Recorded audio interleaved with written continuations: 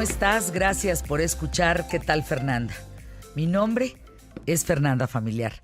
Arrancamos mi periodismo de vida, pues hablando de una de las mayores comunidades extranjeras que han elegido a México para vivir, hacer negocios, formar una familia. Me refiero a la comunidad española. Sí, según datos del INEGI, está conformada por 130,000 españoles, quizá un poco más, que viven actualmente en México, de los cuales unos 18,000 tienen entre 20 y 34 años de edad.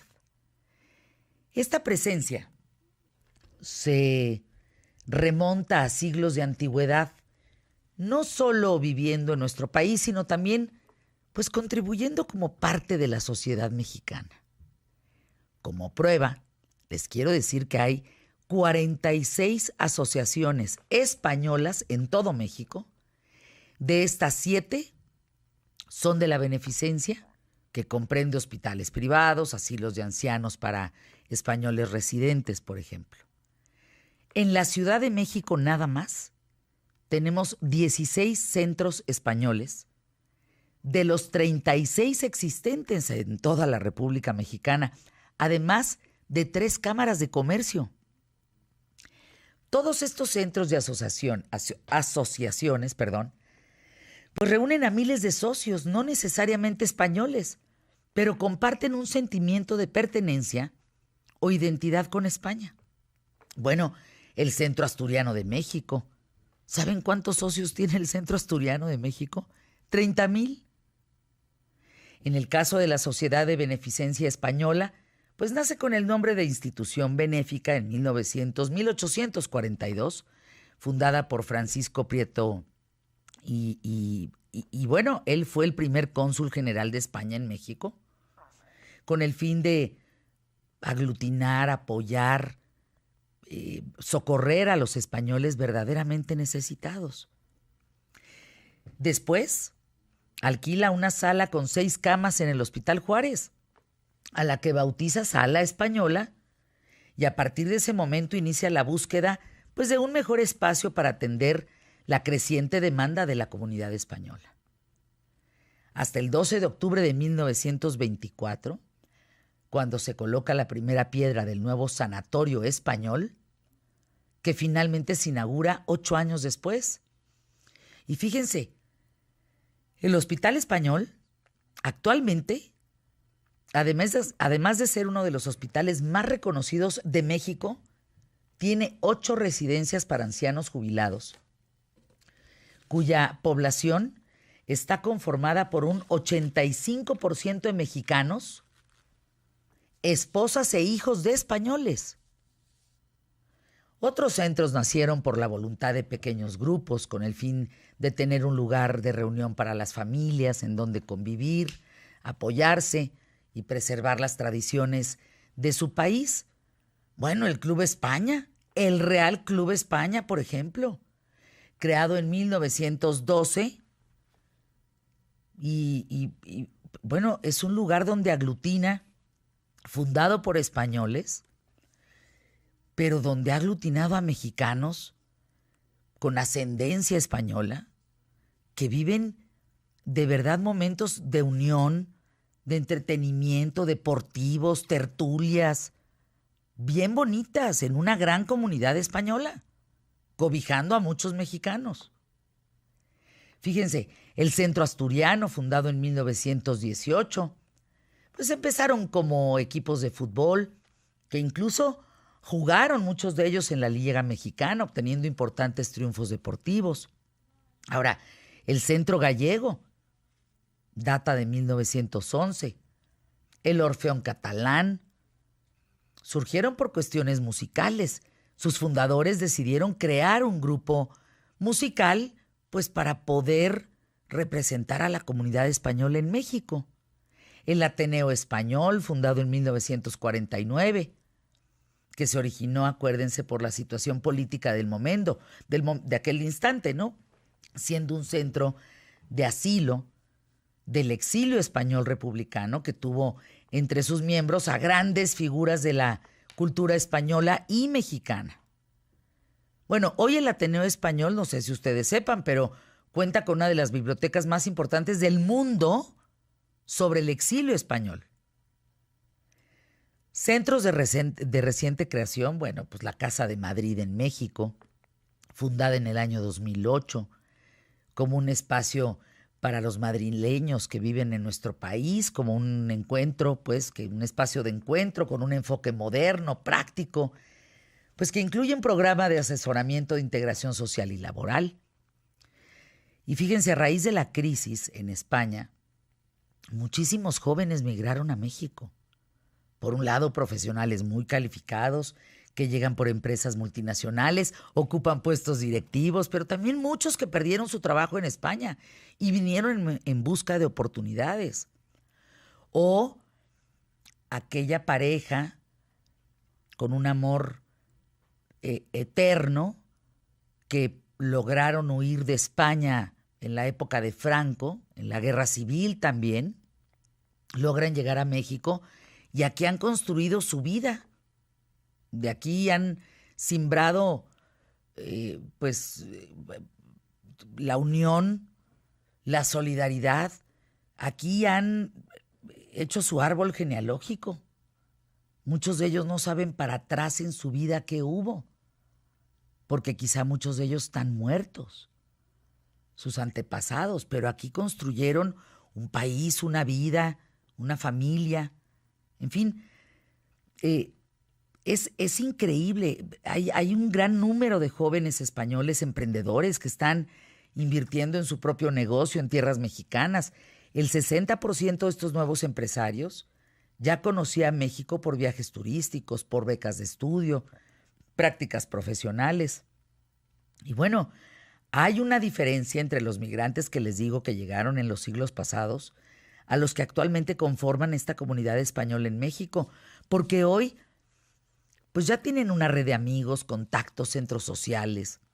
La solidaridad de los españoles con México es invaluable.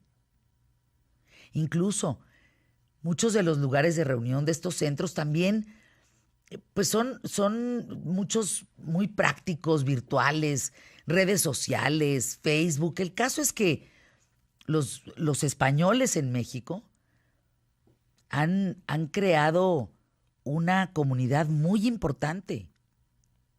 Bueno, ¿qué cantidad de restaurantes españoles? ¿Cuánto viven del turismo, de la gastronomía española? Muchos mexicanos. Sitios españoles en México, por ejemplo, manejan la Fundación Casa España en México AC, una asociación civil con sede en Monterrey, que promueve la cultura española. Tiene más de 3,500 miembros.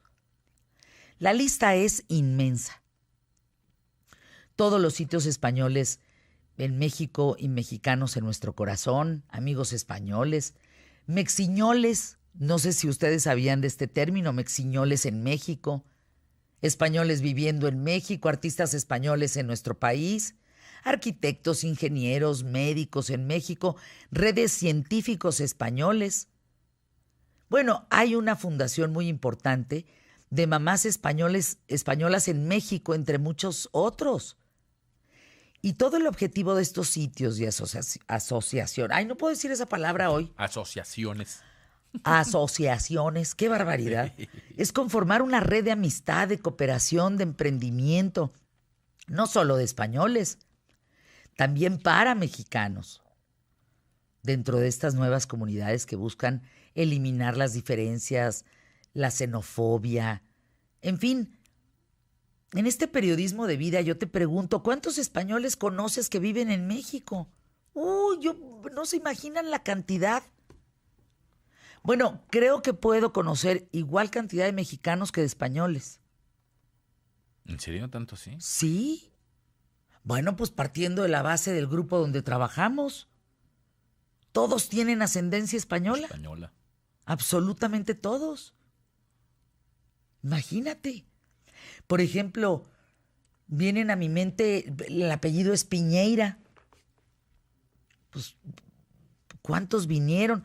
¿Cuántos de nosotros no traemos esa raíz o esa ascendencia española, de españoles que vinieron a México.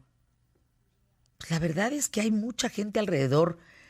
¿Conoces alguna de estas asociaciones? ¿Formas parte de alguna? Por ejemplo, parte de mi familia paterna, dos familias muy importantes de la familia paterna, pues están en el Club España, pero de toda la vida. Mi familia iba al Club España, siendo mexicanos.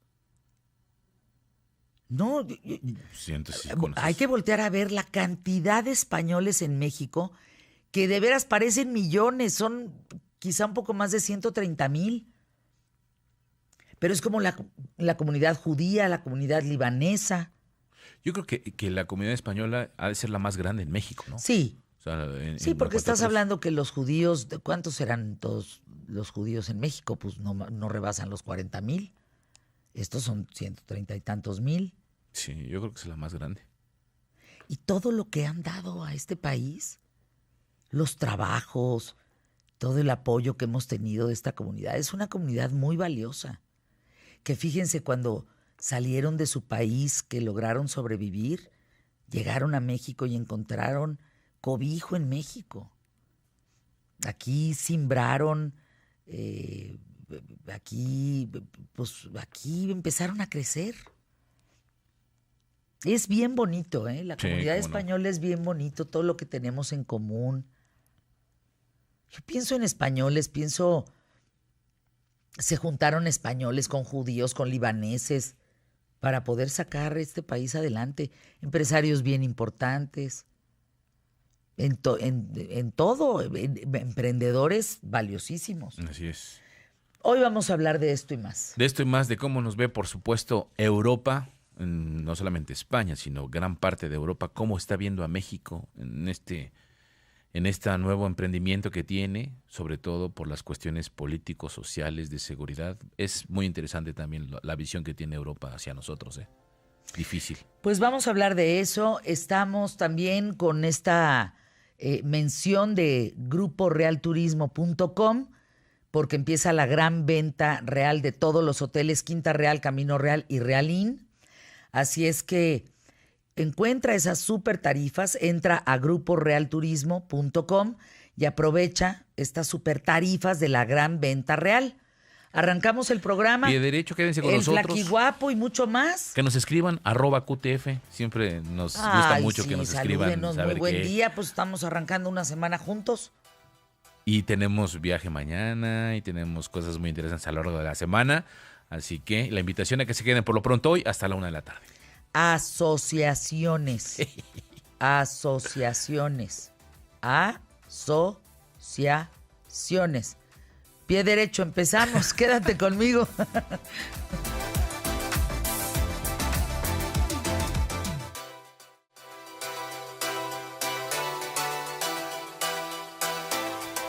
En lo que localizamos al Flaquiguapo que anda, ya acuérdense que iba, creo, México-Londres vía Morelia.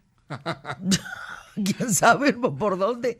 O iba Nueva York vía Tepoztlán para acabar entonces pues ahí anda en un avión, todavía no aterriza. Entonces, mientras lo encontramos, te doy la más cordial bienvenida, mi querido José Óscar Valdés Ramírez.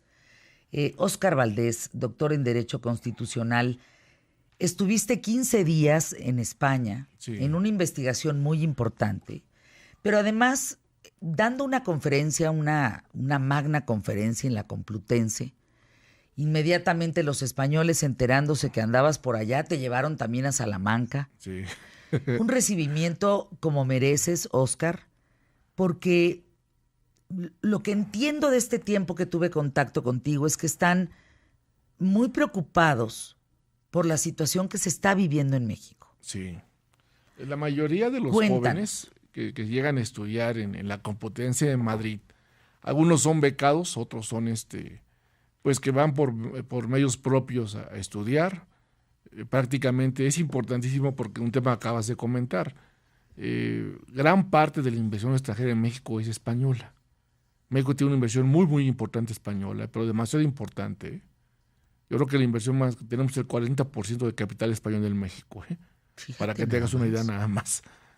Por eso el rey y todo el mundo siempre vienen a México, pues porque es muy, muy importante la inversión que ellos tienen aquí, Iberdrola, las empresas de alimentos, los hoteles, los restaurantes, o sea, sí hay bastante, los corporativos, no, hombre, bastantes inversiones. Entonces muchos jóvenes se están yendo a estudiar a Europa, se van a la Complutense de Madrid y ahí prácticamente salen con una bolsa de trabajo asegurada, cosa que en México es imposible que la tengas, ¿no?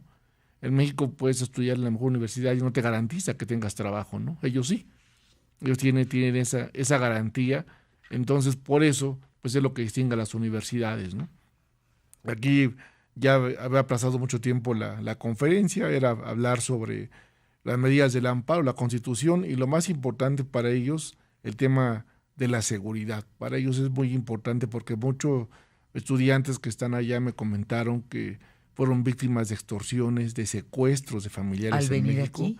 Al venir a México. O al tener familiares salieron, aquí. Salieron de México y ya no quieren regresar.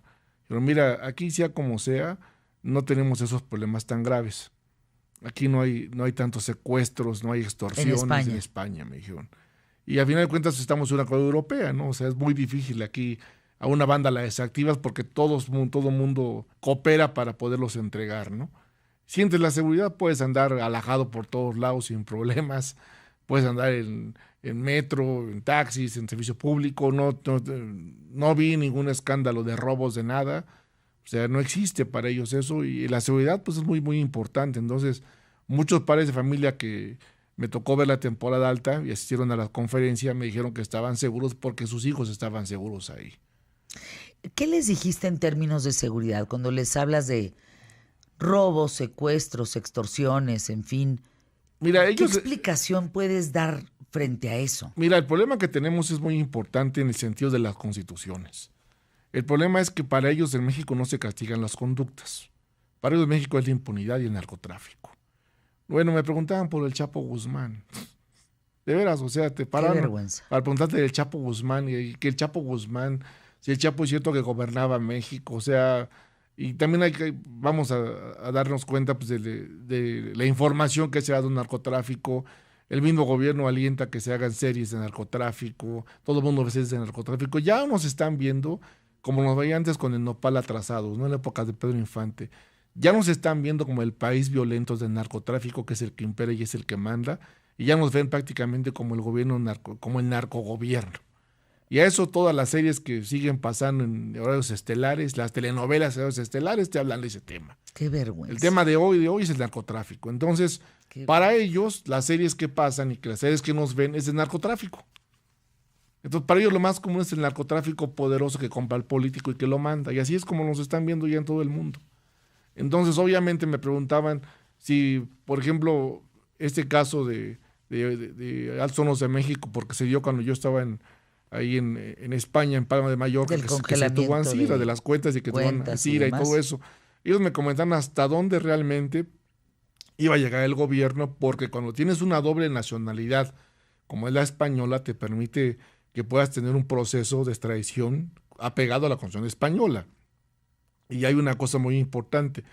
México no tiene expertos abogados en extradición. Eso sí ha sido un tema toral. Entonces, lo que estaba diciendo Ansira, y lo dijo en una cadena nacional, que aquí en México no pasó nada, pero ya sí. Él decía, eso es una vendetta, no va a pasar nada, yo soy español y me tengo a las leyes españolas, ¿no? Y no me van a poder llevar a México porque yo no he cometido ningún ilícito en México desde hace tantos años. Y él estaba abogando ahí, trae uno de los despachos más importantes de Madrid. Logroño y Asociados son los que lo están defendiendo. Y los españoles lo que decían, los mexicanos me decían, oye, ¿cómo es posible que en México todo el mundo saque dinero?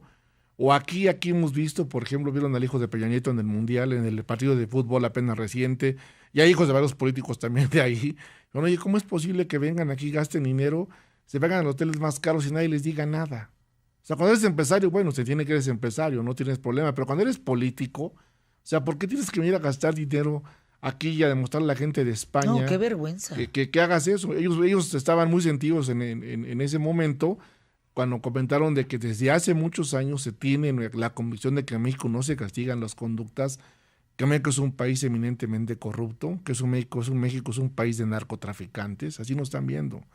Cuando ya les explicas que es un proceso, Cuando te das cuenta que sistemáticamente fue a lo que nos fue llevando a esto, y luego pues a eso le pones el valor de Trump, que te amaga con aranceles del 5% y te hace doblar las manos porque al final de cuentas es una potencia mundial y él está en campaña.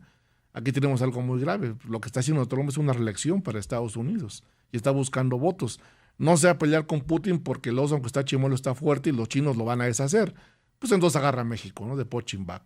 Pero además, sin sustento, porque Pelosi dijo, esta mujer dijo, el Congreso de Estados Unidos no está a favor de las amenazas y de lo que Trump está haciendo.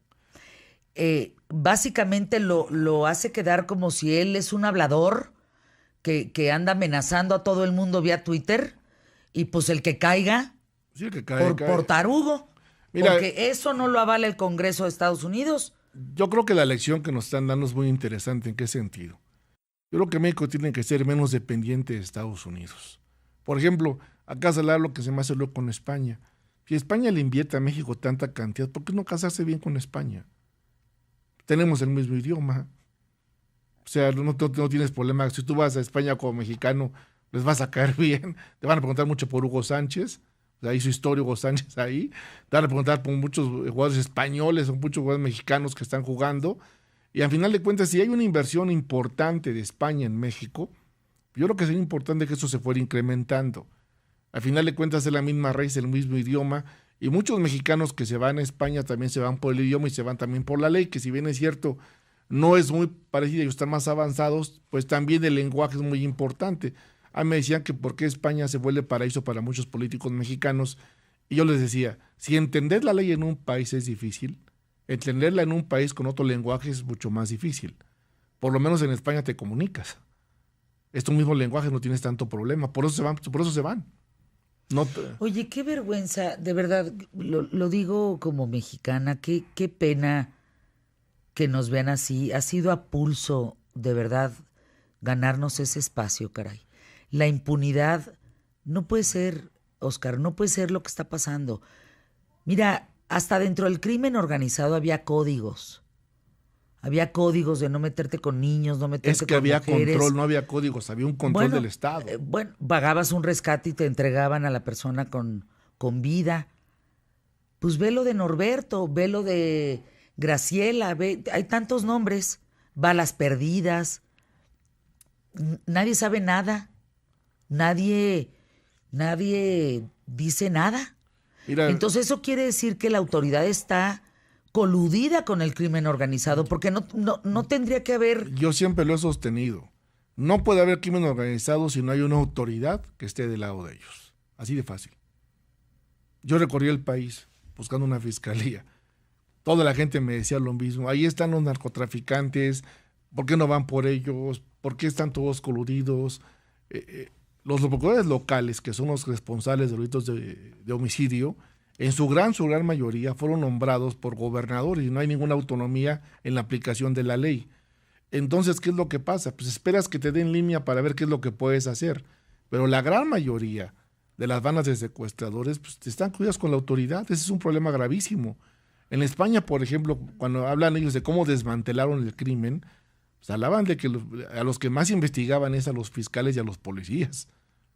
Hasta que realmente pasaban sus exámenes de confianza para poder ser parte prácticamente de la sociedad. Por ejemplo, ellos me decían, un fiscal aquí en España no es alguien desconocido, es alguien que todo el mundo conoce. O sea, todo el mundo sabe de dónde está, su familia, sus hijos. No tenemos ni idea. O sea, aquí no sabemos ni quiénes son. Esa es la realidad. Conocemos a Gers Manero, pero de ahí para abajo quién sabe quiénes sean, ¿eh? Fíjate, hace 20 minutos, Claudia Sheinbaum escribe un tuit, dice, lamento profundamente lo ocurrido con el joven Norberto Ronquillo. Nuestro compromiso con la familia y con la sociedad es hacer todo lo que esté en nuestras manos para que haya justicia. Ese es mi compromiso. En unos minutos la PGJDF dará más información. Perdónenme, se lee débil.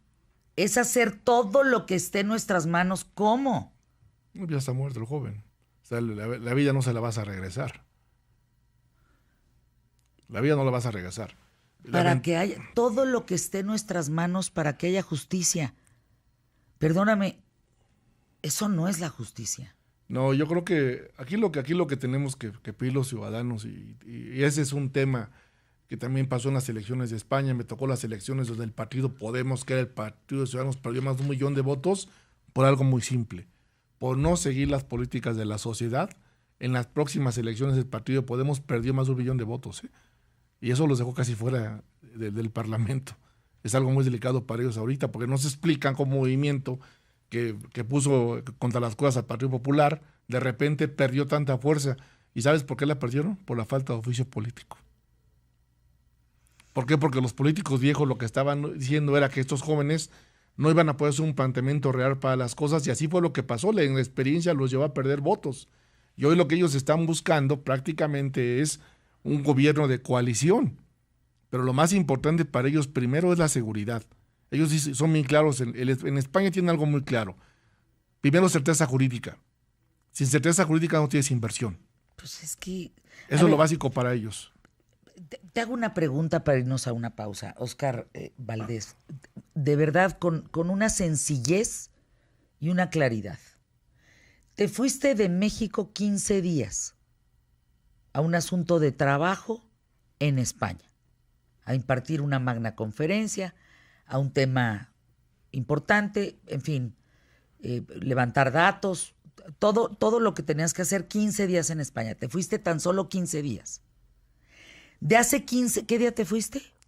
El 23 de mayo. Del día 23 de mayo a hoy, 10 de junio.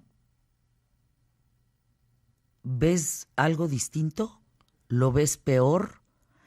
¿Cómo al dejar el país y estar enterado y regresar, qué viste? ¿Qué ves? Más inseguridad e incertidumbre. En tan solo 15 días. Sí. Y nos ven con mucha incertidumbre para poder invertir. O sea, el hecho de que tengamos unas tasas altas y estemos manteniendo una paridad peso-dólar, me dijeron, eso es un síntoma bueno, pero lo vas a pagar a la larga. Entonces en España sí tienen sus reticencias a la inversión en este momento. Me dijeron, no, por el momento México no es opción para los empresarios. ¿Se estará dando cuenta el régimen de Andrés Manuel López Obrador lo que está provocando en México? Yo creo que sí se da cuenta, pero aquí hay algo muy importante. El factor Trump, por ejemplo, que vino a desestabilizar gravemente las cosas y que afortunadamente se pudo arreglar, porque si no hubiera sido un golpe tremendo a la economía, ahí sí se nos dispara el dólar de a de veras, sin control. Afortunadamente lo pudieron controlar. Se estaba especulando que si se daba el 5% de aranceles, se va a 25 pesos el dólar. Si se daba ese incremento del 5%. Afortunadamente no se dio y logramos que bajara a 38 centavos la moneda, ¿no? Pero digo, te están dando cuenta de que estos tipos de amagues de este personaje del presidente de Estados Unidos, pues son delicados. Yo creo que aquí lo importante ya sería ya no tanto de responderle, sino de ver qué es lo que va a hacer México, porque también tenemos un problema grave con la migración. México es la coladera, o sea, yo siempre he dicho, bueno, ¿cómo llegan los nigerianos, cómo llegan los africanos, cómo llegan los cubanos? ¿Cuándo los dejaron pasar? ¿Por dónde entraron? No llegan 2, 3, 4, llegan carretas de 1,000, 2,000 gentes. ¿Quién los dejó pasar? ¿Por dónde los dejaron pasar? Y hay un tema de corrupción gravísimo prácticamente en migración que no se ha arreglado desde hace años. En España, por ejemplo, la migración está muy controlada. Y ellos la tienen pues por la parte de Marruecos. Pero sí se pusieron medidas bastante duras. En México no las hay. Espero que sí las haya, porque si no sí tenemos un problema grave. Sobre todo con los norteamericanos, con las amenazas que hacen. Esta amenaza ya la hizo una vez. Ya se diste una cosa, pues la volverá a hacer otra vez, ¿no?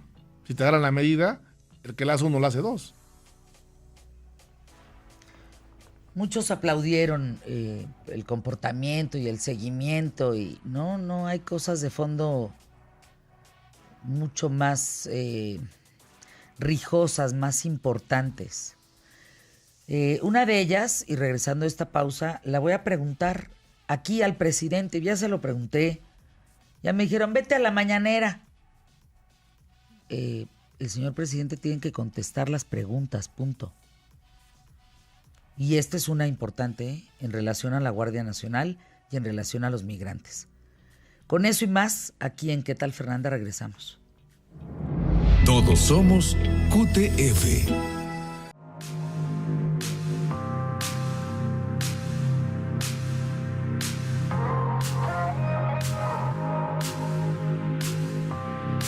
Les voy a poner el audio, Óscar Valdés, de esta diputada. A la española, ¿no? La española. En el Congreso. Minuto 33 en el Congreso, ¿eh? Escuchen esto. Sí, Cualquier gobierno democrático en el seno de una democracia como es la de nuestro país defiende lo que establece en la Constitución. Les recuerdo que la Constitución reconoce la economía de libre mercado, la economía de libre mercado, y la economía de libre mercado supone el reconocimiento de la iniciativa privada. Ya sé que a ustedes no les gusta la iniciativa privada, ya sé que ustedes son de serveis públics de qualitat en valencià, todo, absolutamente todo público, pero les hago una reflexión. No se puede mantener lo público arruinando lo privado.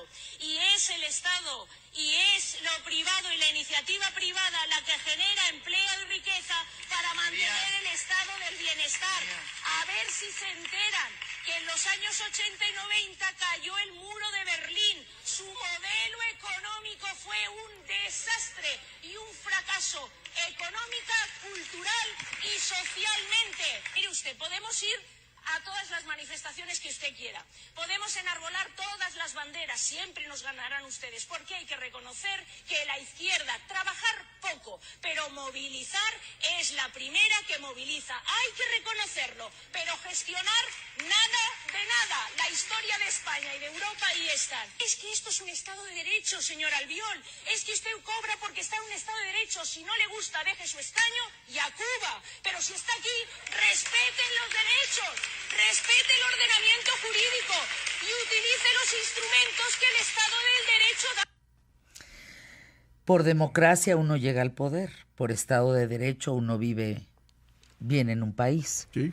Y aquí cabe mencionar, Óscar Valdés, que si Andrés Manuel López Obrador y su régimen no empieza a dar resultados en términos de Estado de Derecho, la Cuarta Transformación va a sufrir un descalabro. Mira, un descalabro impensable. El pilar de la Cuarta Transformación es la corrupción y la impunidad.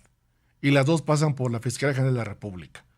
Lo que yo pude traer y en el documento que voy a entregarle a varias gentes de la política en México es muy claro. Si no hay aplicación de la ley y si sigue la impunidad, entonces esto fue un pacto y es el pacto de los montes y entonces no se va a dar ninguna Cuarta Transformación. La gente lo que está esperando en Europa es que se aplique la ley pareja, que se deje de robar, porque se sigue robando. Así. Ellos mismos lo están manifestando. Cambió de manos la corrupción. Ellos dicen, a ver, esto sigue exactamente igual. La mafia del poder cambió de manos, nada más. Entonces, una de las cosas más importantes que ellos decían es, nosotros esperamos que en México realmente esa Cuarta Transformación sea la aplicación de la ley pareja para todos, que se acabe la impunidad. Si no vemos a nadie que se castigue de buen nivel, como en otros países de América Latina, sencillamente eso no existió y ellos ponen como referencia el partido Podemos, que fue un partido que nació de los ciudadanos con una alta expectativa y en esa elección quedó borrado, perdieron. Hay hombres que no necesitan accionar un arma. Simplemente sus decisiones matan a millones. Esa me lo dijo un maestro de una universidad en Hungría, en la Universidad de Budapest. Te voy a explicar por qué. Budapest hizo 15 revoluciones y ninguna fraguó. Ya no es 15 fracasos al hilo. Y entonces dijeron, a nosotros los jóvenes de ahora no conocen nuestra historia. Tenemos 30 años de libertad. Pedimos que al gobierno que hiciera un museo para que entendieran que pasamos de las dictaduras alemanas a las dictaduras comunistas.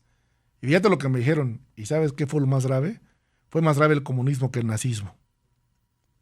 Porque en el nazismo sabías qué te iba a pasar. En el comunismo simplemente no podías hablar. Si hablabas te castigaban. El mundo está hecho para no pensar. Cuando nosotros pensamos que nos liberaron los rusos, no sabes cuál hubo liberación. Hubo más muertos cuando estuvo Rusia detrás de nosotros que con los alemanes. Y nadie supo Y nadie supo nada. Entonces los jóvenes no conocen esta historia y vamos a hacer un museo para que ellos conozcan qué fue lo que nos pasó. Pero nosotros estamos de acuerdo en que un presidente gane bien, claro, porque si un presidente gana mal y hace una mala decisión, nos quiebra todo el país. Nosotros no podemos entrar a la Comunidad Europea porque nos rompen con la moneda. No podemos participar, somos un país muy pequeño.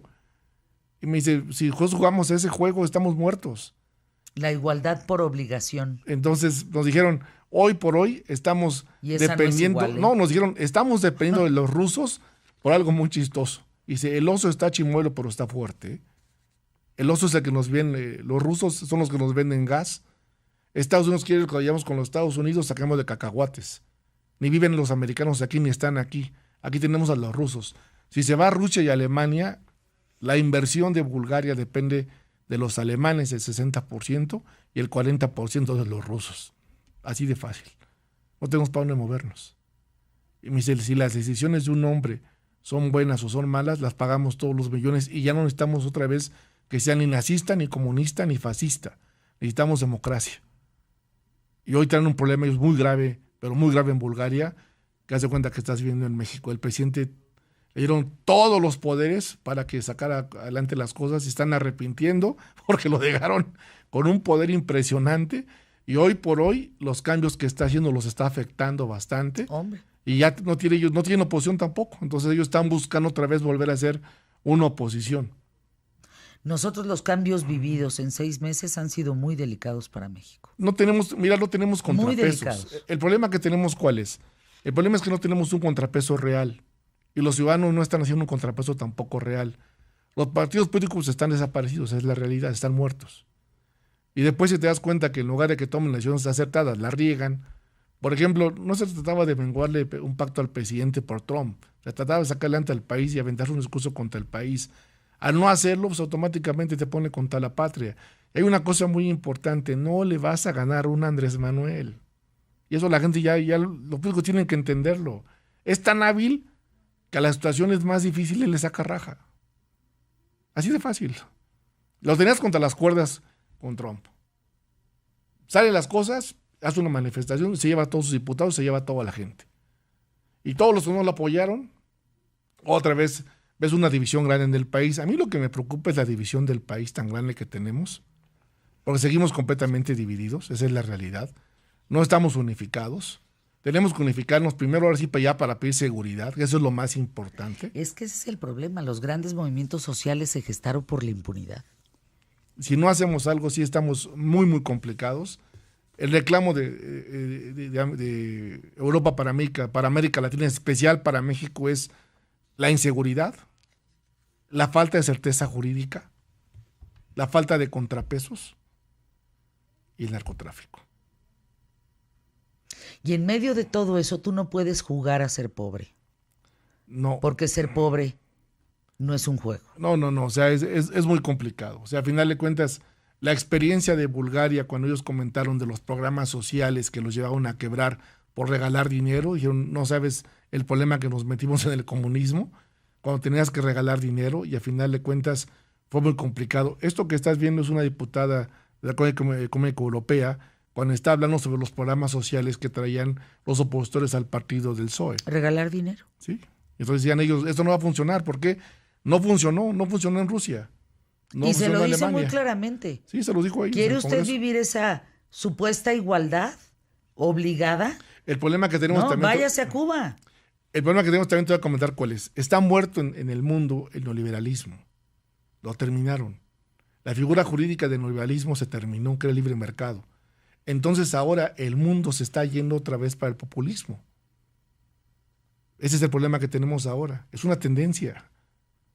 Ese es el problema que hay en este momento. Como ya se agotó la ultraderecha y no dio tantos resultados, ahora te vas al otro lado del otro extremo, al populismo.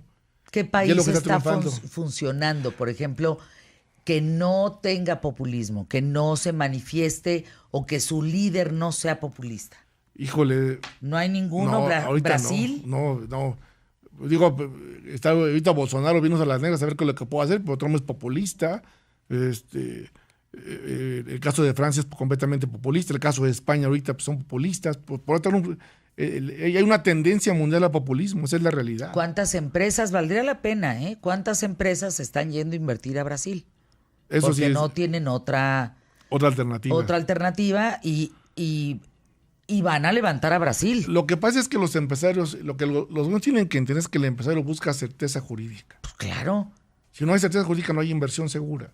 Y nadie va a arriesgar su dinero por la patria. Esa es la realidad, es un negocio. Si no arreglan ese problema, sí va a ser complicado. Déjame ir una pausa, vuelvo contigo, Óscar Valdés, aquí en ¿Qué tal, Fernanda? Quédate con nosotros. La gente en redes que nos escucha y se toma la molestia de escribirnos están muy impactados con este análisis, con lo que traes, Óscar Valdés, doctor en Derecho Constitucional de España, de la Comunidad Europea, de esta óptica que tienen de la impunidad, de la corrupción, del narcogobierno. Es devastador, caray. Me preguntaban por el Chapo como si me preguntaran por un héroe nacional. Oiga, ¿y el Chapo? Oiga, ¿dónde está el Chapo? No, pero sí, es cierto que tiene ranchos, gente y que manda gobiernos. Y le decías, es que son series. Sí, pero ¿por qué el gobierno las auspicia? Aquí en España eso está prohibido. Es incitación a la violencia. Y dije, ¿por qué en México no? Dije, pues es que es parte de una idiosincrasia así, pero los narcocorridos, las redes que suben los videos de gente asesinando, de gente torturando, para ustedes ya es muy común eso, ¿por qué lo hacen? Eso es una apología al delito, me decían ellos. Claro. Digo, sí tienes razón. Bueno, lo decimos muchos mexicanos, ¿no? Pero sí, pero aquí el problema sí tiene que pasar ya por la ministra Sánchez Cordero, la ministra, que debe de cancelar este tipo de programas porque sí es un problema, y la imagen de México en el exterior es de narcotráfico y política y pale de contar. Y si hablas de narcotráfico hablas de ilegalidad, así de fácil.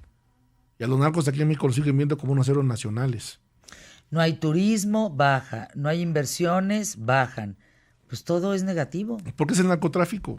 O sea, desde la óptica de ellos nos gobierna el narcotráfico. Bueno, y a los que no somos narcotraficantes, a los que somos mexicanos, nos ven que como no estamos tontos. Nos ven como pendejos. Sí, así. ¿Por qué no hacen nada ustedes como sociedad civil? ¿Por qué no se unifican? ¿Por qué no exigen? ¿Por qué no piden? Y la gente que está allá no quiere regresar. O sea, después de ver la ciudad que tienes allá, dice, ¿sabes qué? Muchos padres me comentaron, oiga, no nos toma mal, no somos vendepatrias, pero póngase en nuestro lugar. Ya me secuestraron a mí, a mi esposo, uno de mis hijos. Yo no quiero que vuelva a pasar lo mismo. Entonces yo mejor me quedo en Europa y lo poco mucho que tenga aquí lo voy a hacer. ¿Cómo arreglas el Estado de Derecho, Óscar Valdés, en México? Hacer un tipo pacto de la Moncloa como se hizo en España en su momento, sentar a todos los actores políticos, corte, partidos políticos, empresarios, todos para un solo lado, todos, sin partidos políticos. Hay que salvar esto ya. Tenemos que salvar esto. Socialmente, ¿cómo podemos ayudar? Nosotros como ciudadanos. El problema es que la sociedad está polarizada. Ese es el problema que tenemos ahora. Por lo menos contra Peña el enemigo era Peña, todos estamos en común contra Peña, ¿no? Ahora el problema ya no es Peña. Ahora el problema es Andrés y contra Peña, peñistas, panistas, priistas, ya está todo dividido. Ese es el problema que tenemos ahora. O sea, no vamos en una sola dirección. El apoyar a Andrés Manuel para muchos es bueno, para otros es malo. O sea, ya estamos completamente divididos. Esa es la realidad. Lo que tenemos que ver es una unidad nacional de ver qué es lo que queremos los ciudadanos. Un rumbo. Porque si no tenemos un rumbo fijo y certeza, vamos que volamos para Centroamérica y no vamos para Europa, ¿eh? Así como van las cosas. Entonces lo que tenemos que hacer es que saber qué queremos. Tenemos que aprender a exigirle a los políticos porque para eso los pusimos ahí. Lo que te dijo la diputada, si no te gusta que se vayan, ¿para qué cobran? El problema que tenemos en México es que lo sigues viendo como una autoridad, como que es tu jefe. No, no es tu jefe, es tu empleado, por eso está ahí. Claro, no, bueno, esa mientras parte no la levantemos la voz muy así, claros. Mira, no te vayas tan lejos. Muy claros. En este país todavía no podemos con el analfabetismo general. Muy poca gente conoce la Constitución, muy poca gente conoce la ley. Demasiado pocos. Cuando me preguntaban, por ejemplo, de los despachos de abogados de México, te daban 4, 5, 6 nombres de despachos de abogados, pero todos están en escándalos. No conozco un despacho de abogados de México limpio, grande, que no tenga un escándalo. En España está prohibido, ¿eh? En Estados Unidos igual. ¿Por qué? Porque hay colegiación de abogados. Porque ahí el abogado es abogado de veras, no leguleyo, no tranza, no te va a robar. En México no. Nada más te la pongo fácil para que veas cómo estamos los abogados. Hay más de 186 asociaciones de abogados en todo el país. No, pues divididos. En España nada más hay una. En Perú nada más hay una. Y son fortísimos, ¿eh? Pero en Estados entonces, Unidos una. Pero fíjate, entonces aquí tenemos un tema, Óscar Valdés, que... Pues qué frustración. Es un tema cultural. Es un tema que tenemos todos que piden una cuarta transformación, una unidad nacional, y a dónde queremos ir. ¿Qué queremos y qué no queremos? A lo mejor sí ya sabemos qué es lo que no queremos. No queremos la corrupción y la impunidad. Eso ya es un hecho que es lo que no queremos. ¿Cómo queremos llegar? Ese es el vehículo que tenemos que ver cómo vamos a llegar. Y tenemos que preguntarnos si estamos en el vehículo correcto para llevar a cabo ese cambio. Y si no está en ese vehículo, tenemos que hacer un contrapeso real.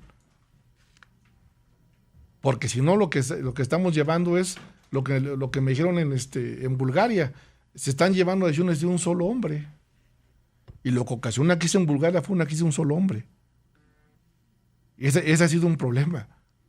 Lo que tenemos que hacer es una unidad y que funcione esto con parámetros y con contrapesos, porque hoy están nulificados. Trump te puede decir misa, pero tiene contrapeso en Estados Unidos y uno sí es la Corte. Con el todo Congreso. Lo que diga, y el Congreso. En México no. El Congreso lo dijo. Podrá decir misa, palabras muy sencillas, en Twitter, amenazar, podrá decir el huevo y quien lo puso. Eso no va a pasar, no va a ser aceptado. El 5% de los aranceles contra México no va a ser aceptado en el Congreso. El problema que tenemos, ¿cuál es? Estamos hartos, palabras más, palabras menos. Ahí está la carta, sí. El comunicado que manda Pelosi. Pero el problema que tenemos, ¿cuál es en México? El problema que tenemos en México es, primero que nada, somos un país sin contrapesos y somos un país donde la sociedad no ha podido levantar la voz unificada. Y eso a la larga lo vamos a poder pagar. Si no levantamos la voz con este muchacho que acaban de matar, que la familia pagó el rescate, y si no levantamos la voz, recuerda cómo empezó el problema fundamental cuando fue en Egipto.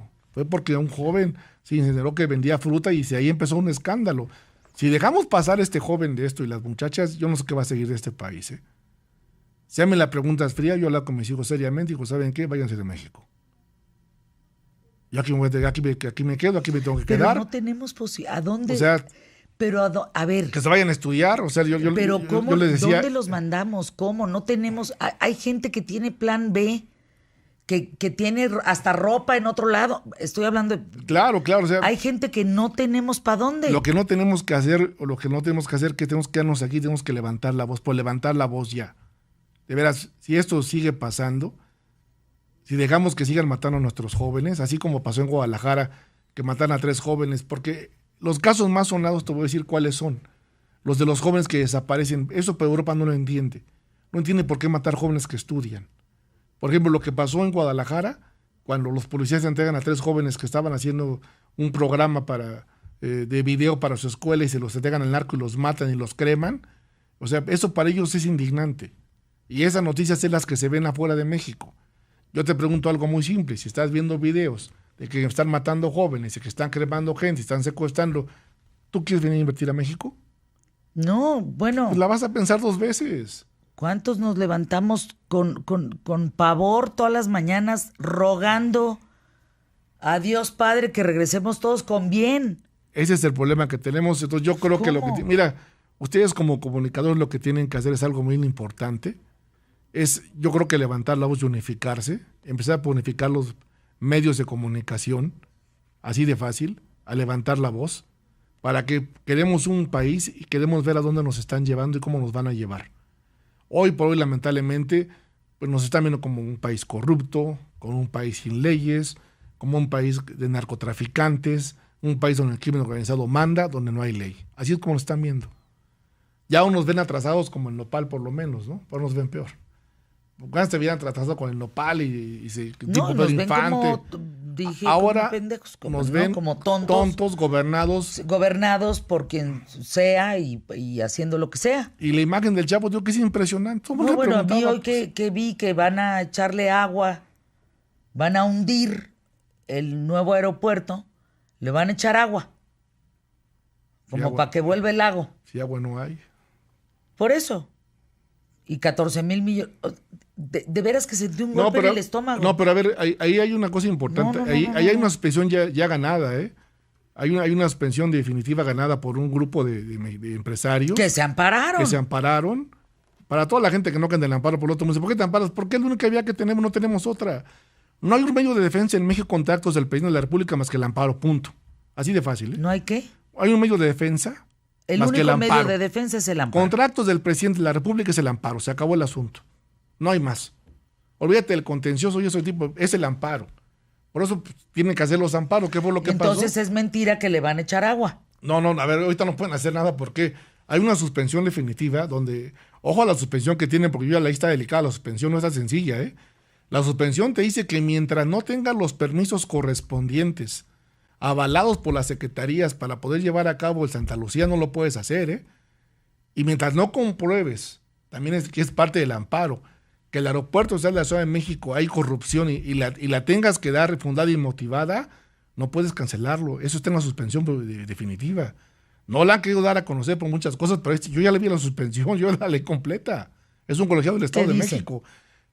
Se ordena al presidente que hasta que no tenga los permisos correspondientes en materia de ambiental, para ver lo de Santa Lucía, se va a proceder a lo consiguiente, por lo cuanto está parada la obra. Por eso no puede él poner a su compadre ambientalista dando los permisos. No. Ahí sí lo destituyes. No se puede. Hay una suspensión definitiva ya conseguida por un colegiado. No se puede. Ya está. Y ahí hablan también del aeropuerto de la Ciudad de México, donde están diciendo que hasta que no se entreguen los estudios correspondientes de la no factibilidad. Y el presidente también ya reconoció que no tiene los permisos, ya lo dijo. Entonces, hasta que no se tenga, pues no se va a resolver la cuestión, pero hoy por hoy la suspensión definitiva ahí está, no lo puede ser. Si el presidente vulnera eso, sí abre un problema regular, ¿eh? Ahí sí.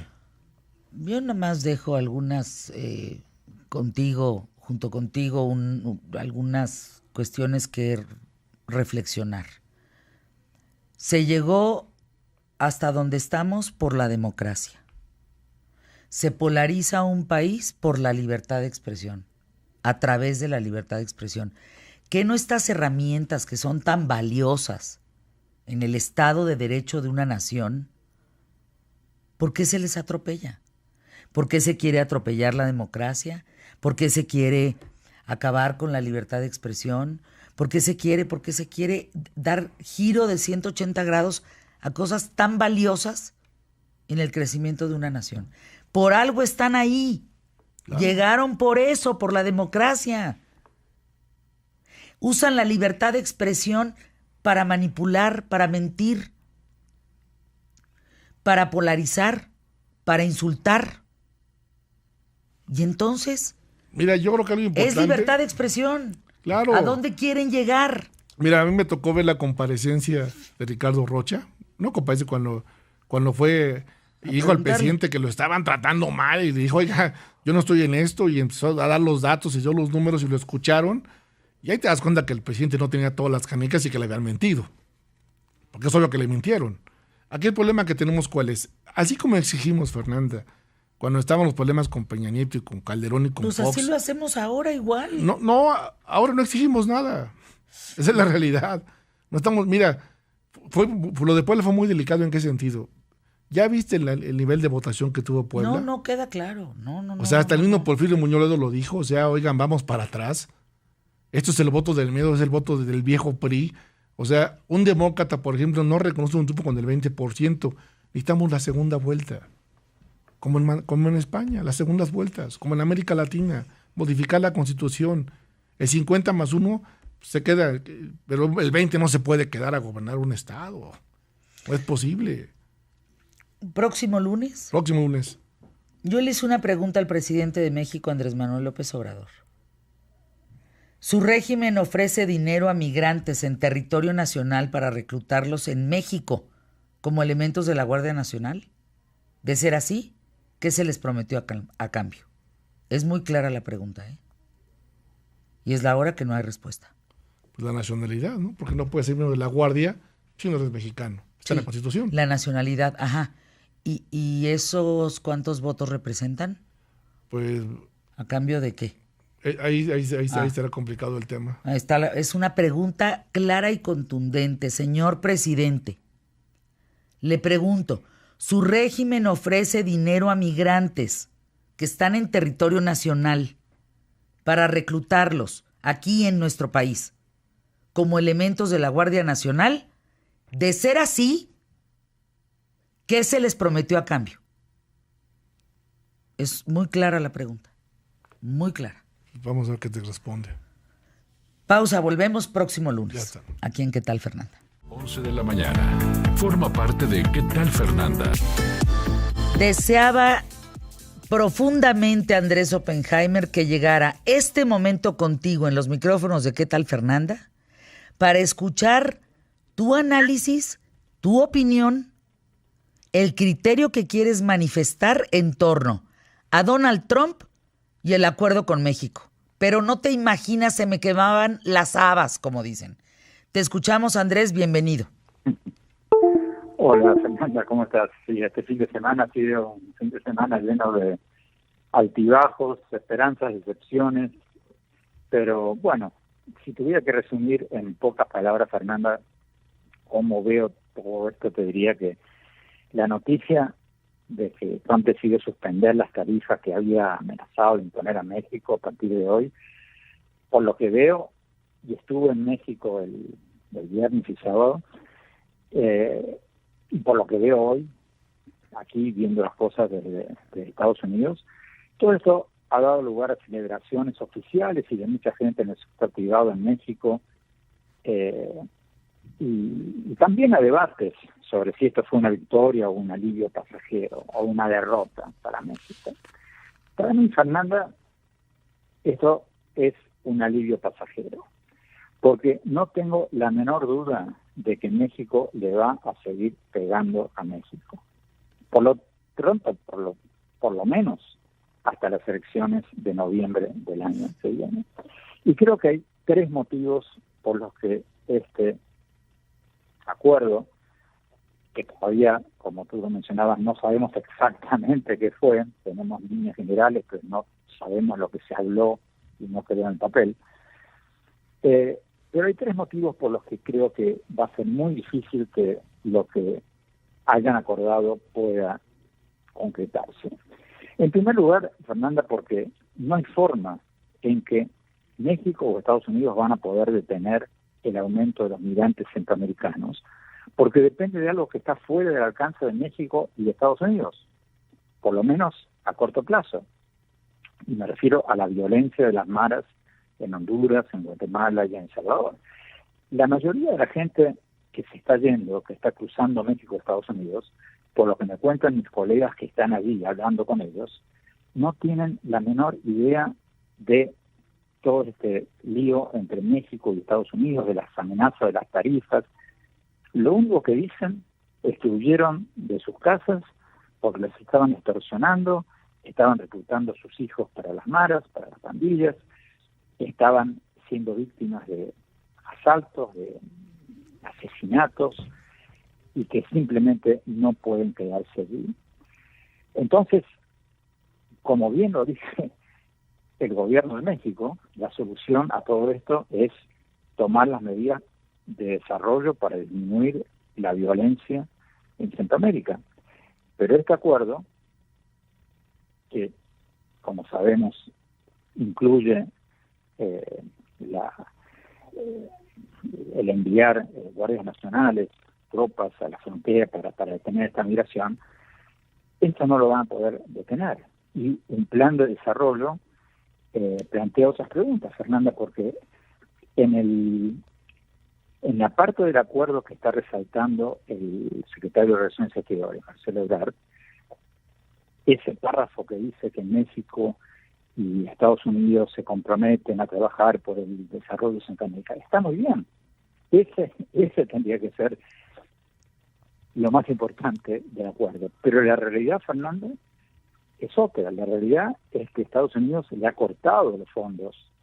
Trump le cortó los fondos de ayuda exterior a estos 3 países para castigarlos. Y que sepamos, no hay ninguna medida ni para restablecerlos, ni para mucho menos aumentarlos.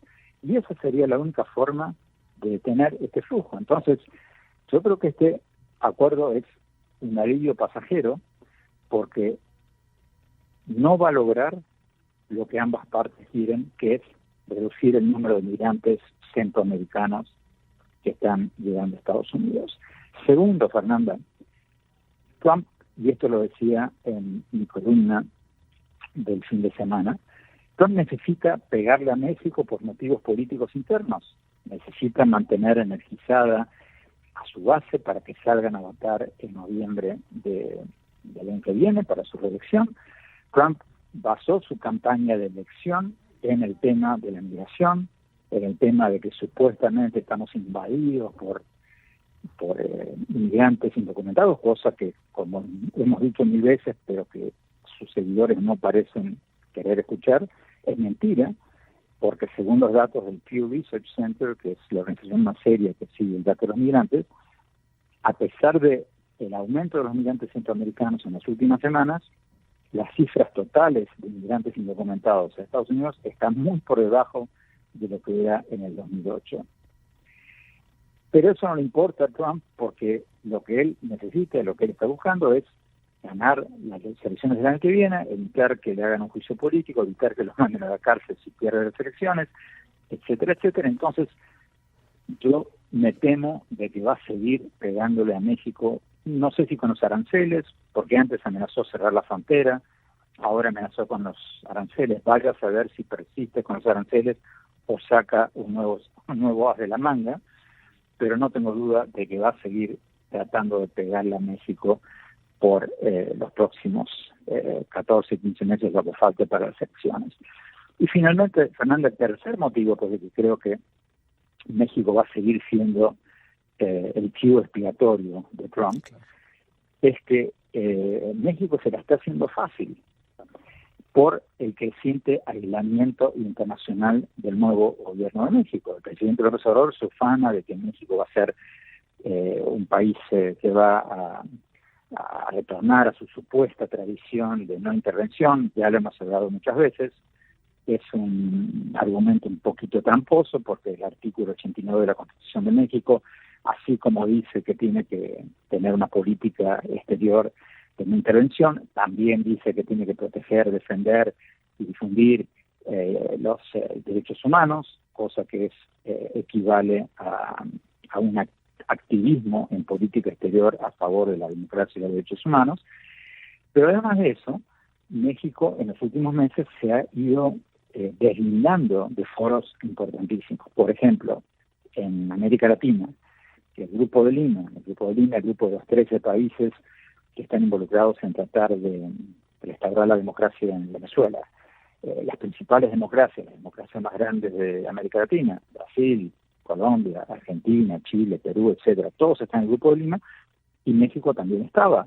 Bueno, México no se ha retirado de hecho, formalmente, pero sí, no se ha retirado de derecho, pero sí se ha retirado de hecho, porque ya no participa, porque según esta nueva política de neutralidad de México, del presidente López Obrador, México no quiere participar en ese foro. Pero al mismo tiempo no está participando en el otro gran foro que busca el restablecimiento de la democracia en Venezuela, que es el Grupo de Contacto Internacional, integrado por Francia, Alemania, Gran Bretaña, casi todos los países más grandes de Europa. Entonces, ¿qué significa esto, Fernanda? Que México no está ni en un grupo ni en el otro de los grandes grupos internacionales que se han formado para resolver la crisis más grande de América Latina en muchas décadas. Al mismo tiempo, como tú has reportado, el presidente López Obrador dijo que no va a ir a la cumbre del G20, no tiene planeado, que yo sepa, ir a la reunión del Consejo General de la Organización Mundial de Comercio, que también se va a realizar más tarde este mes. Entonces, al no estar presente en todos estos foros, en todas estas cumbres, México se queda fuera de la discusión.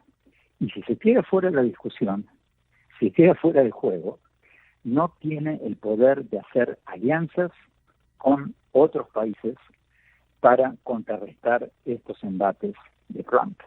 Y termino con esto, Fernanda.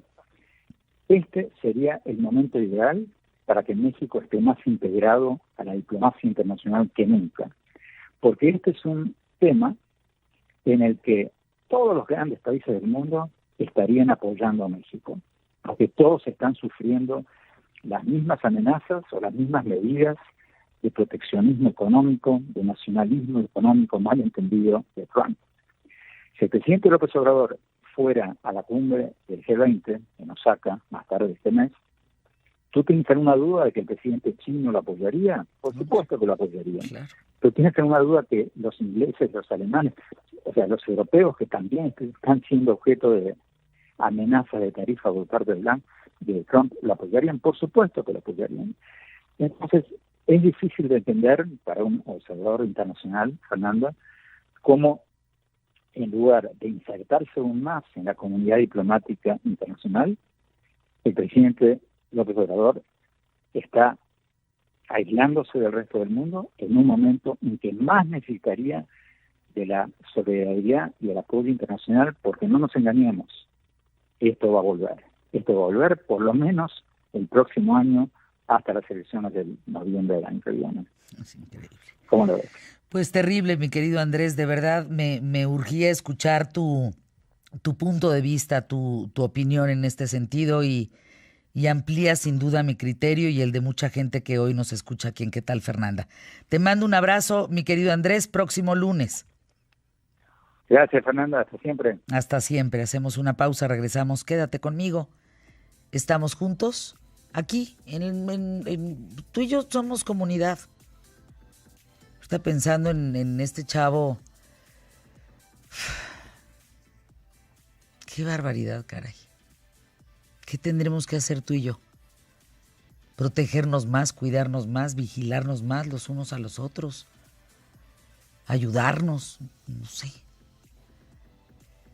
Entra un tipo a un restaurante, roba a una señora y todos los comensales, que son 50,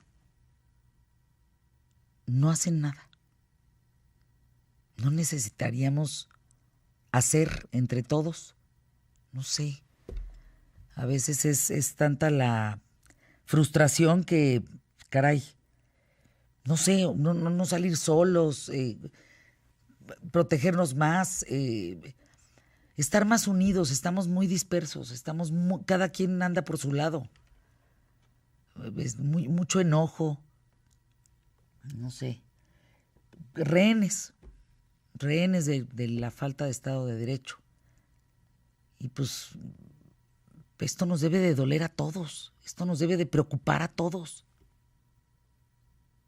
esto nos debe de simbrar y de alentarnos para tener un mismo rumbo y decir, puta madre, pues si no hay un Estado de Derecho, si no hay un policía, pues ¿qué le vamos a tener que hacer todos al policía? ¿O cómo le hacemos para que no maten a nuestros jóvenes, a nuestros niños, a nuestras mujeres, a nuestros hombres? ¿Cómo le hacemos?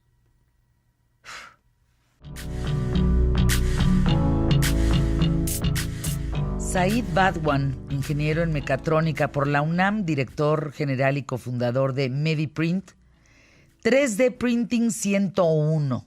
A ver, bienvenido el hombre robot. Empiezas en lo que nos saludamos, yo sin voltearte a ver, empiezas a sacar algunos tu tianguis. No reconozco absolutamente ni un objeto de los que tienes. Quizá algo parecido a un reloj, que no lo es, y una vasijita que pues tampoco sé para qué sirve. No reconozco nada de lo que traes ahí. ¿Qué es eso? Yo, curiosamente, en lo que llevamos de programa no le habíamos dedicado una sección. Ahora sí que lo que es mi mero mole, ¿no? Que es la impresión 3D, es en lo que pues yo he sido reconocido en muchos lugares, es en lo que he dado conferencias hasta en la NASA sobre cómo se debe de hacer, cómo funciona, qué aplicaciones debe de tener, ¿no? Y es algo que tenía muchas ganas de platicar para despejar todas estas dudas, ¿no? Porque justo eso es lo que acaba pasando cuando vemos piezas con impresión 3D, ¿no? A veces ni sabemos que son de impresión 3D o pues pensamos que solamente son plastiquitos, ¿no? Y yo te voy a decir, Fer, que tú has usado piezas de impresión 3D para cosas en tu vida. Aunque no lo creas, tú te has subido a un avión, ¿cierto? Sí, claro. No hay hoy día un avión que esté volando que no use al menos una parte impresa en 3D. La impresión 3D es una técnica de manufactura que en realidad es bastante viejita. Es una técnica que tiene ya casi 40 años de antigüedad. Tiene 36, casi 37. Y desde que se empieza a desarrollar, primero, como todas las tecnologías, era muy cara. 20 años después, en 2014, sobre todo, empiezan a expirar muchas patentes importantes. Entonces, empresas chinas empiezan a hacer estas máquinas, entonces abaratan los costos y cada vez más universidades, empresas han ido pudiendo tener acceso, ¿no? Incluso ya hay máquinas caseras que tú podrías comprar y tener en tu casa e ir jugando con esta tecnología, ¿no? Digo jugando porque no vas a poder hacer partes para la industria aeroespacial con una impresora en tu casa, ¿no? O sea, hay diferentes tipos de máquinas, pero eso es de lo que vamos a platicar hoy día, ¿no? Un tema que siempre es polémico y controversial cuando hablamos de partes impresas en 3D es que, oye, si solo puedo hacer plastiquitos, que es como la idea que todos tenemos, ¿cómo es que he visto noticias de que con eso fabrican pistolas, ¿no? Y la verdad es que Estás abriendo una caja y sacando... te quería enseñar algunas piezas. Por ejemplo, este dije de joyería y una pieza metálica que tengo afuera. Para quienes gusten, voy a subir fotos de todo lo que enseñamos hoy a las redes sociales en @elhombrerobot, el hombre robot en las redes. Esto es una pieza de joyería de unos joyeros mexicanos que se llaman Tumbico, que nosotros les fabricamos estas piezas. Se diseñan por computadora y se imprimen en 3D. Esto es oro. Tú puedes imprimir materiales como esto, puedes imprimir diferentes aceros, puedes imprimir titanio, por ejemplo, y titanio que sí sea titanio. Pero, a ver, define imprimir. Eso es interesantísimo. Le llamamos impresión 3D, que es como el punto principal del que quería platicar, a un conjunto de técnicas a las que se les llama manufactura aditiva. Es el término técnico correcto para referirnos a la impresión 3D. Hay muchas técnicas como la de plásticos, que es esta, y diferentes otras. Esto que tengo en la mano es una figura que parece como una flor de loto cerrada, ¿cierto? Tiene algunos pétalos y tiene una base redonda. Si te fijas a los lados, tiene como algunos engranes. Ajá. Esto salió así de la máquina, se imprimió y salió esta flor de loto cerrada de la máquina. Sin hacerle nada, tú la sacas de la máquina, de una máquina de las más sencillas que hay de impresión 3D, y yo puedo girar la base. No. Y esto es un mecanismo que se abre y demuestra lo que hay adentro de la flor, que en este caso trae un corazón adentro, ¿no? Entonces, esta clase de cosas ya no requieren de ensamble hecho por una persona. La máquina, como fabrica, capa por capa, va haciendo objetos que pueden salir ya armados desde la misma máquina. Y te cuento. ¿Lo mismo el collar? Sí. Lo mismo, por ejemplo, este pedazo de tela, que por aquí traigo otro. tela.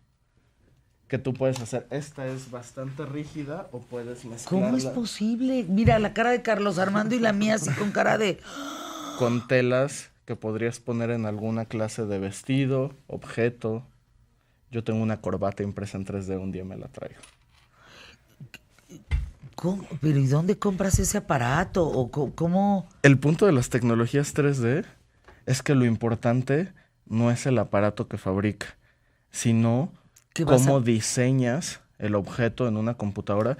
Haz de cuenta que una impresora 3D, si la comparamos con una impresora convencional, es como imaginarnos que vamos a poder imprimir, no sé, una fotografía de nuestra familia que no hemos tomado, ¿no? O que vamos a poder hacer un diseño gráfico súper padre y que lo vamos a imprimir solo porque tenemos la impresora.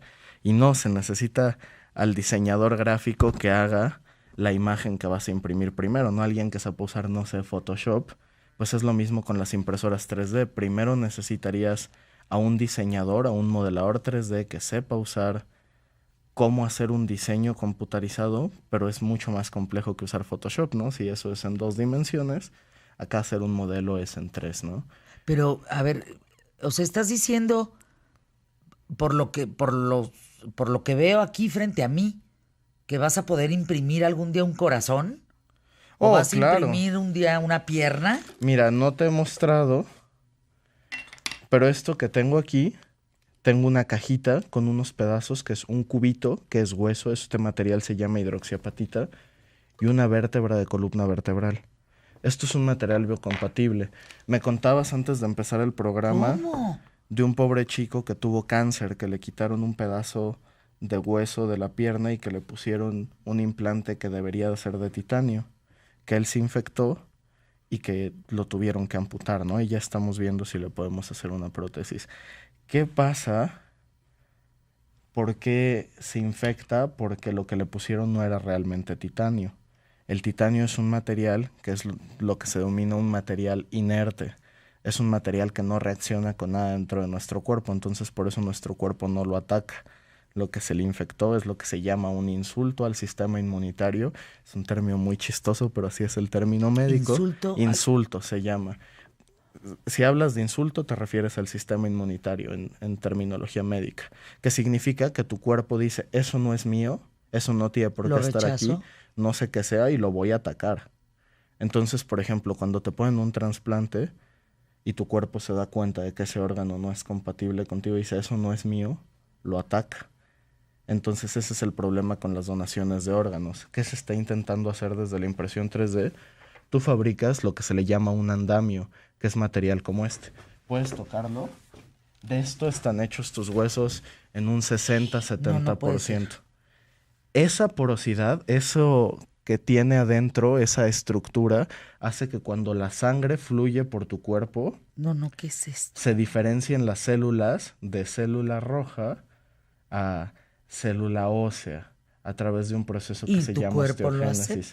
Y tu cuerpo lo acepta, porque de esa misma estructura, que es inorgánica, están hechas nuestros huesos. Esta vértebra de columna que ves aquí es biocompatible. Esto lo puedes poner dentro de las personas y no genera un insulto al sistema inmunológico. ¿Qué estás diciendo, Said? A ver, este pedacito de supuesto hueso que tú me estás dando, que no es...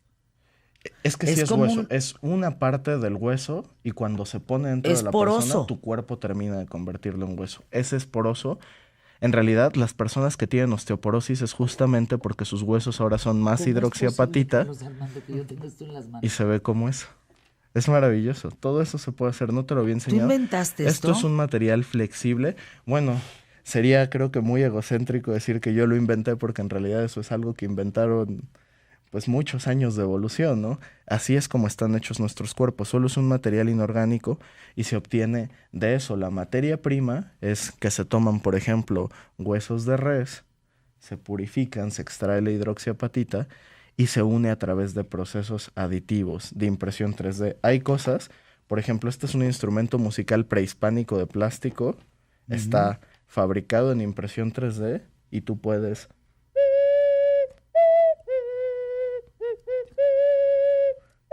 No. Puedes tocar canciones, tienes piezas de metal, tienes pero muchas es que el cosas. sonido parece prehispánico. Es algo muy interesante, créeme. Entonces, pues mira, como ya nos vamos a ir, y creo que quedaron muchos temas, muchas dudas de impresión 3D. Próxima semana. Te voy a dejar de regalo esta figura que creo que fue la que vi que más te gustó. Y ahora que ando de espléndido... Muchas gracias. Vamos a regalarle también algo a nuestros radioescuchas. Si te parece bien, en mi oficina están dando unos cursos sobre impresión 3D. Vamos a regalar una beca completa y 2 medias becas que nos escriban a las redes sociales de @elhombrerobot y que manden un mensaje directo con su nombre, teléfono, correo y que diga beca QTF. Y vamos a anunciar regresando de las vacaciones al ganador de esta beca completa y de 2 medias becas para quien las quiera tomar para un curso de impresión 3D. Ahí van a poder ir y conocer el laboratorio. Tenemos más de 50 impresoras de diferentes tecnologías. Convivir contigo. Pues también, de paso. De paso, Said Bhadwan, muchas gracias. Gracias por esta flor. siempre me dejas con la boca abierta. Pero como hoy, qué cosa, ¿eh? Y de veras que hay más cosas que ver. Por ejemplo, esta es una pieza que es plástico y es prácticamente indestructible, pero ya que hablemos de prótesis un día de estos, eso es el pulgar de una de nuestras manos. Yo creo que me voy a traer unas pinzas, unos martillos y cosas así, a ver si la logras romper. Gracias. @elhombre-robot. ¿Qué tal nos dejó hoy, Impresionados. Impresionados en 3D. Sí. Impresionados en 3D.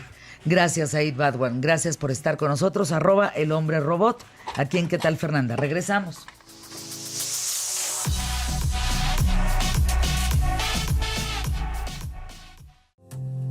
Les quiero recordar que California Closets cumple 15 años fabricando sistemas de almacenamiento, diseñando mejores vidas.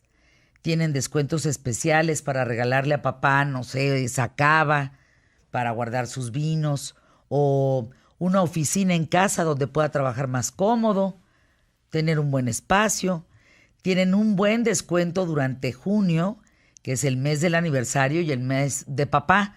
Así es que californiaclosets.mx o 01800 California, porque pues entre camas abatibles, centros de manualidades, de lavado, de alacenas, libreros, cuartos de televisión, bodegas, espacios pequeños organizados, grandes organizados, vestidores, centros de entretenimiento, en fin, pues está California Closets y puede ser un gran regalo porque están cumpliendo 15 años en México y festejando con un descuento especial todo el mes de junio, festejando a papá.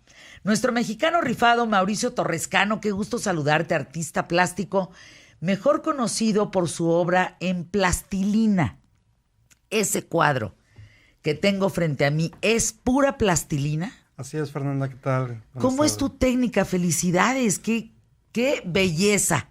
Muchas gracias. Pues es una técnica que empecé a desarrollar aproximadamente en 1993 y es la única técnica que fusiona pintura y escultura en un solo material, ya que está hecho con plastilina, que es un material que tiene volumen, pero a la vez tiene colores. Entonces, de esta manera puedo crear estas obras bidimensionales o tridimensionales, en este caso, con relieve y textura, únicamente con plastilina. Oye, Mauricio, pregunta, ¿pero eso no se derrite? La plastilina tiene un punto de fusión alto que es de 65 grados centígrados, no se derrite tan fácil, pero tiene muchas ventajas que a pesar de parecer frágil, puede durar incluso más que el óleo, ya que, por ejemplo, la plastilina está hecha de cera, de parafinas, de pigmentos, entonces la plastilina es impermeable, no le crecen hongos, por ejemplo, no craquelea, es un material muy estable, no cambian los colores, entonces es un material que se mantiene igual, yo creo que incluso más que el óleo. La protejo con una laca plástica, en este caso mate, para que la proteja del polvo, que es lo que lo llega a dañar. Entonces, de esta manera se puede quitar el polvo y se mantiene perfectamente. O sea, tu estilo artístico es el fusionismo. ¿Fusionaste un tema con otro para lograr este resultado? Sí, digamos, le llamo fusionismo porque es la fusión de pintura y escultura en un solo material. Y además es la fusión de diferentes estilos artísticos en una obra. Por ejemplo, en esta obra vas a poder ver una parte abstracta, surrealista, un poco impresionista. Entonces tiene varios estilos, que es lo que a mí me gusta en el arte, y lo fusiono en un solo estilo, ya que la mayoría de los estilos artísticos solamente incluyen un solo estilo. Es una obra impresionista, o es hiperrealista, o es abstracta. ¿Cuándo empezaste a trabajar en esto, Mauricio? ¿Cómo desarrollas esto? Te ves muy joven. Muchas y eres gracias. Un mexicano rifado. Muchas gracias. Bueno, lo empecé a desarrollar esta técnica en el 93, pero yo con la plastilina, bueno, desde la infancia lo estuve haciendo, hacía todas las técnicas de pintura.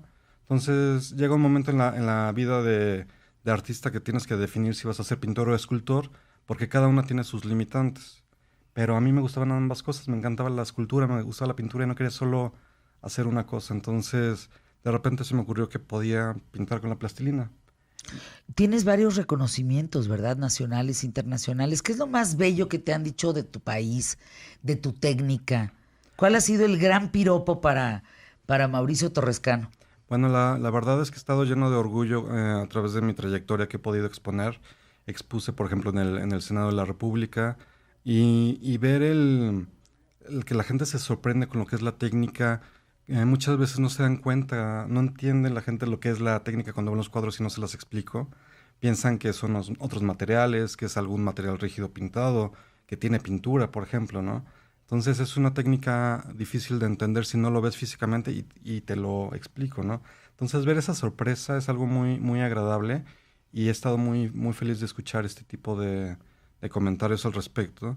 Y en octubre pasado participé en una exposición bazar que se llamó Van Gogh en México y había diferentes actividades, pero yo llevé 3 obras que son una representación de las obras maestras. Hice 2 obras de Van Gogh y una de Edvard Munch.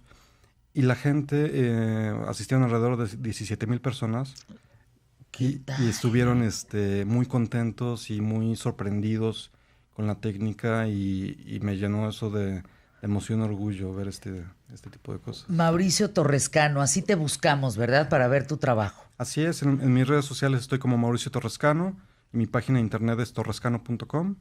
Entonces ahí pueden encontrar todos los videos de las cosas que he hecho, las fotografías de mis obras. No, está padrísimo, está increíble. Este es un hipocampo que dice, es un caballito de mar. No, qué cosa más. No, como quiero tallarme los ojos para ver si estoy viendo algo real. El ojo no está hecho para esto. Vale la pena descubrirte viendo esta obra. Está increíble. Hasta mañana en punto de la hora. Aquí nos escuchamos, Fer. Gracias, mi querido Emilio. Desde Querétaro para ustedes, ¿qué tal, Fernanda? Como de que no. Yo saben que voy a todo el país para estar cerca de ti. Gracias por hoy. Arrancamos toda esta semana con el pie derecho y mañana, sin falta, en punto de la hora, contigo. Muy buena tarde.